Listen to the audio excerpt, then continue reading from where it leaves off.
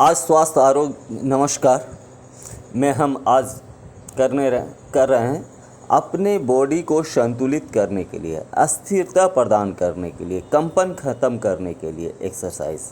आज हम उसके लिए क्या एक्सरसाइज करेंगे कि जिससे मेरा बॉडी संतुलित रहे, मेरा शरीर अस्थिर रहे और मेरे शरीर में जो कंपन होता है उसको भी ख़त्म करें। तो इसके लिए हम पाँव को 2 फीट की दूरी पे रखेंगे। रख के उसके बाद जो है हम करने जा रहे हैं अब जो है त्रिकोण आसन।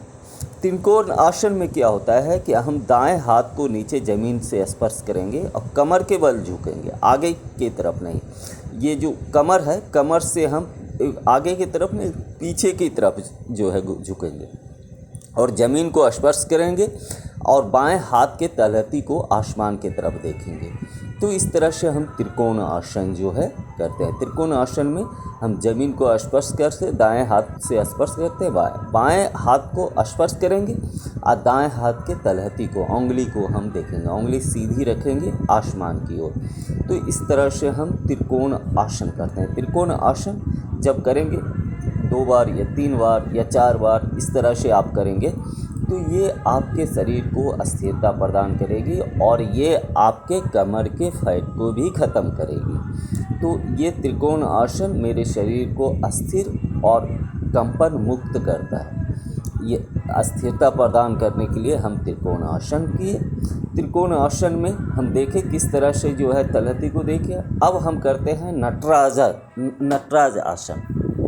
नटराजन आसन में हम क्या करते हैं, अपने दाएं पैर को एक हाथ से पकड़ते हैं उंगली को, उसके बाद फिर बाएं पैर को बाएं हाथ से पकड़ते हैं। तो बाएं हाथ से उंगली को पकड़ के उसके बाद तानते हैं और हाथ आगे की ओर रखते हैं। तो इस तरह से हम जो है क्या किए, नटराज आसन। नटराज आसन बहुत फ़ायदेमंद है।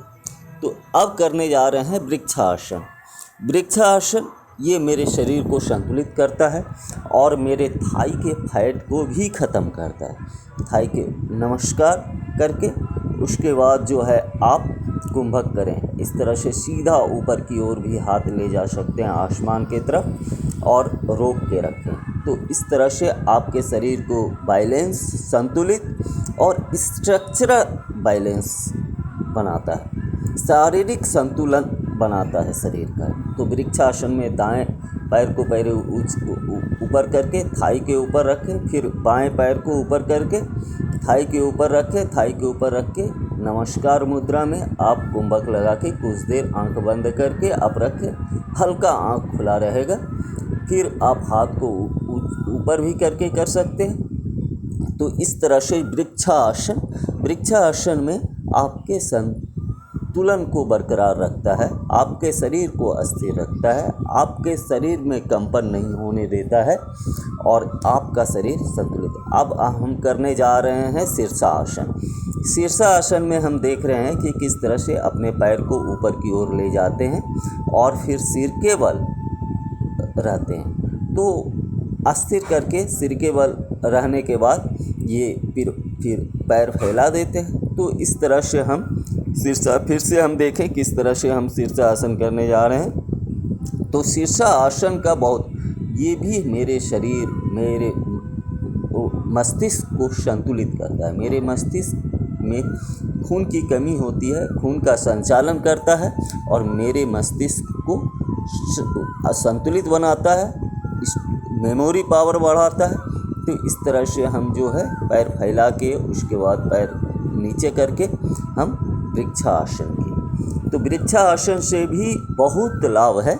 वृक्षासन में हम सर के ऊपर हाथ रखते हैं, फिर नीचे की ओर पादहस्त करते हैं। तो इससे मेरा जो ब्लड का सर्कुलेशन है वो सही होता है। तो इस तरह से हम देखें कि किस तरह से त्रिकोण आसन, उसके बाद नटराज आसन, उसके बाद फिर वृक्षासन, इस तरह शीर्षासन किए।